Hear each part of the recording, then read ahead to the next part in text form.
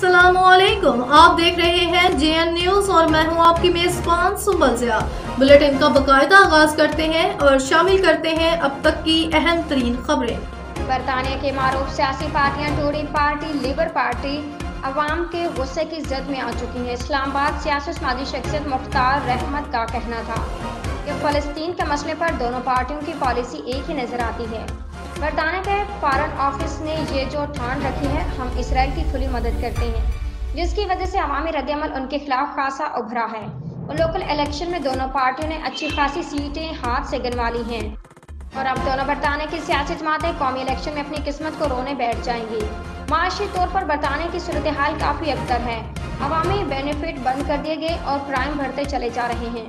अब आने वाला वक्त ही बताएगा बरतानिया का सियासी ऊंट किस करवट बैठता है। पाकिस्तान मीडिया एसोसिएशन नायब सदर मुख्तार रहमत, इस्लामाबाद।